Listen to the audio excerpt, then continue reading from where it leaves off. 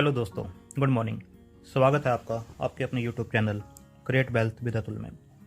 आज हम डिस्कस करेंगे बजाज फिनसर्व के बारे में।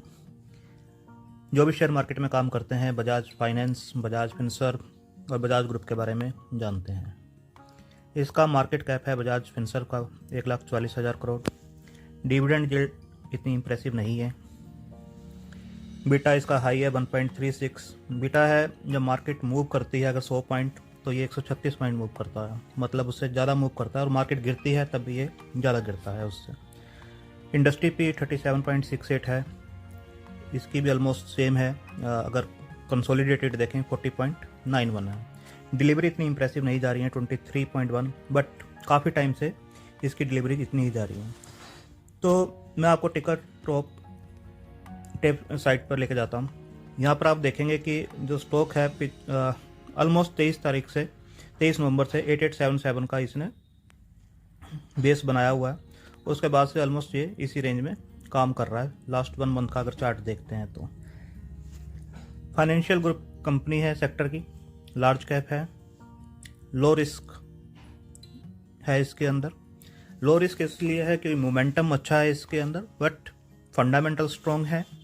अगर गिरता है तो दोबारा मूव करने का दमखम रखता है ये। इसके अंदर आप देखेंगे रिटर्न वर्सेज एफडी। स्टॉक है generating better return on FD then bank FD. Equity पे इसने अच्छा रिटर्न दिया है देन बैंकिंग एफडी। अगर फोरकास्ट देखेंगे या रेटिंग देखेंगे इसकी, जो एनालिस्ट हैं उन्होंने सजेस्ट किया है, 81% एनालिस्ट ने इसे बाय रेटिंग दी है। अगर आप फाइनेंशियल ट्रेंड्स को देखते हैं इसके 2017, 2018, 2019, 2020, आप देखेंगे कंटिन्यूस ये इंक्रीज हो रहा है। ये जो नंबर्स हैं ये 1000 करोड़ में है। 24 से 2018 में 32 हुए, 2019 में 42 हुए, देन 2020 में ये 54 को टच कर गए हैं, जो कि अभी आप देख रहे हैं अपने ऑल टाइम हाई पर हैं। और जब रिजल्ट्स या रेवेन्यू या प्रॉफिट अपने ऑल टाइम हाई पर होता है तो शेयर अपने पीक से नीचे नहीं रह सकता है। इस टाइम ये शेयर जो है अपने 10% पीक से 10% नीचे काम कर रहा है। आगे मैं आपको चार्ट पर दिखाऊंगा वो। प्रॉफिट्स आप देखेंगे ये भी 1000 करोड़ में है। 2017 में 2.26 crore, then 2.65 thousand crore, 3.22 and then 3.37। अगर प्रमोटर की होल्डिंग देखेंगे लास्ट 6 मंथ की बिल्कुल स्टेबल है, कोई शेयर प्लज नहीं है। म्यूचुअल फंड की होल्डिंग देखेंगे वो भी बिल्कुल स्टेबल है। अब इसमें कल एक न्यूज आई थी कि आईसीआईसीआई डायरेक्ट ने इस पर टारगेट दिया है 10,500 का। मैं इस लिंक को आपको ओपन करके दिखाता हूँ। तो आईसीआईसीआई डायरेक्ट ने बोला है बाय बजाज फिनसर्व टारगेट 10,500। अब इन्होंने जो वैल्यूएशन किया है इसका, जो पहले इनके टारगेट्स थे, अर्लियर टारगेट ₹7,000 और नाउ 10,500। तो आईसीआईसीआई बैंक ने अपना इन्वेस्ट किया है। तो सेकेंडली आप देख सकते हैं इस पे जो न्यूज़ है पिछले नवंबर से 21 नवंबर से ये न्यूज़ थी। RBI panel proposes converting large NBFC into banks. Large NBFC यानी महिंद्रा फाइनेंशियल, बजाज फाइनेंशियल, ये जो कंपनीज है ये बैंक में कन्वर्ट हो सकती हैं। आरबीआई की कुछ टर्म्स हैं, कंडीशंस हैं उस पर, और ये दोनों ही कंपनी बजाज भी और महिंद्रा भी इन दोनों को फुलफिल करती हैं। अब आप इसके अंदर देखेंगे clearly Bajaj and Mahindra financial, Shriram transport are likely to become front line banks. तो आरबीआई की जो कंडीशंस हैं ये दोनों ही बैंक फुलफिल करते हैं। यानी 50,000 करोड़ से आपका जो एसेट साइज है वो 50,000 करोड़ होना चाहिए और 10 ईयर्स का ऑपरेशंस आपको मार्केट में होना चाहिए। तो दोनों ही कंडीशन फुलफिल करती हैं और पूरे चांसेस हैं बजाज फाइनेंस या बजाज फिनसर्व दोनों में से किसी एक को बैंकिंग लाइसेंस मिल जाए। अगर बजाज फाइनेंस को मिलता है तो बजाज फिनसर्व जो है उसकी एक होल्डिंग कंपनी है। होल्डिंग कंपनी का मतलब होता है कि उसके पास बजाज फाइनेंस के शेयर्स वो होल्ड करती है, तब भी जो उसे बेनिफिट्स होंगे बजाज फाइनेंस को, वो भी बजाज फिनसर्व को ही बेनिफिट्स होंगे। और अगर बजाज फिनसर्व बैंकिंग लाइसेंस के लिए जाता है तो डायरेक्टली इसको बेनिफिट्स होंगे ही होंगे। अभी मैं आपको चार्ट पर दिखाता हूँ। ये जिरोदा का चार्ट है, मैं जिरोदा यूज करता हूँ, उसके चार्ट्स हैं। ये डेली चार्ट है बजाज फिनसर्व का। अब आप देखेंगे स्टॉक राइज किया और एक नैरो रेंज में अब काम करना स्टार्ट कर दिया। एक इसने बेस बना लिया है 23 नवंबर से, जो मैं आपको टिकट ऑफ साइट पर भी दिखा रहा था।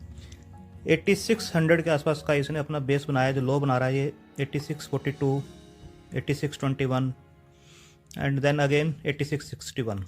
तो एक बेस बना के चल रहा है पिछले 15 दिन से, और इसके चांसेस हैं कि ये आगे मूव करे। अगर मैं आपको वीकली चार्ट पे दिखाता हूँ कहाँ तक ये नीचे आ सकता है, नीचे आ सकता है, जैसे ये नीचे आ सकता है, बिल्कुल आ सकता है।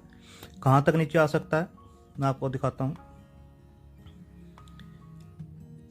8550 के आसपास का इसका जो पहले एक रेजिस्टेंस था जिसको इसने पहले क्रॉस किया था, और अभी भी इसने रिसेंटली इसको क्रॉस किया है, वो इसका स्पॉट जोन बना हुआ है, स्ट्रॉन्ग स्पॉट जोन है ये 8550। इमीडिएट जो स्पॉट है वो 8550 है। अगर मार्केट और ज़्यादा गिरती है या कोई बुरी खबर आती है तो ये और भी नीचे आ सकता है, तो 7600 के आसपास ये ईजिली आ सकता है। तो क्या हमें इसे होल्ड करना चाहिए? यस, हमें इसे होल्ड करना चाहिए।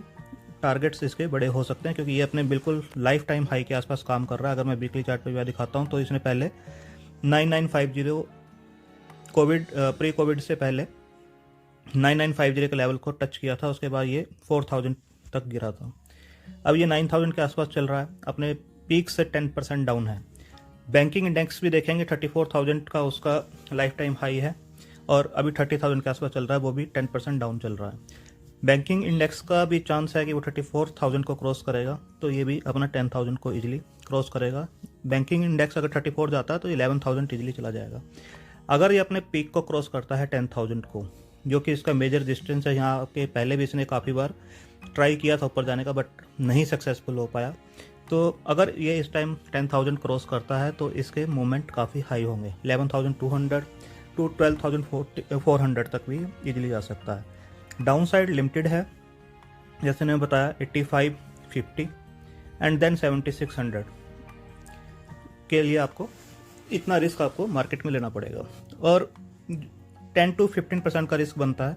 अगर आप 10 to 15% का रिस्क नहीं ले सकते हो मार्केट में तो शायद आप गलत जगह पे काम कर रहे हो, क्योंकि शेयर मार्केट में 10 to 15% एक नॉर्मल जो होता है डाउन साइड होती है। मैं आपको इंट्राडे के लिए नहीं सजेस्ट कर रहा हूँ, ये डिलीवरी आपको लेनी है, पोजीशंस आपको लेनी है, और थोड़ा सा करेक्शन होने पे लेनी है।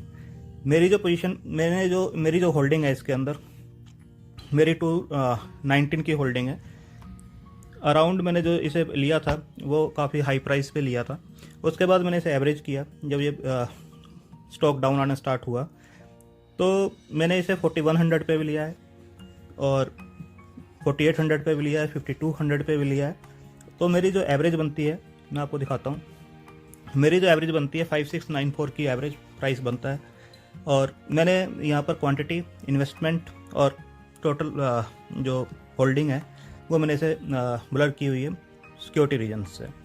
आपको जस्ट मैं दिखाता हूँ कि मैंने इसे हाई प्राइस पे भी लिया था, 8000 पे भी पहले लिया हुआ है, 8500 पे भी लिया हुआ है, और उसके बाद मार्केट डाउन आई तो मैंने इसे 4000, 44, 48 उस पर भी लिया है। तो मेरी जो एवरेज बनती है 5700 के आसपास की एवरेज बनती है। प्राइस है 9000 का, तो ऑलमोस्ट 60% अप है ये। क्या ये 6000 को दोबारा टच करेगा? क्या मैं इसे बेच के निकलना चाहिए मुझे? नहीं, मैं इसे बेच के नहीं निकलूँगा।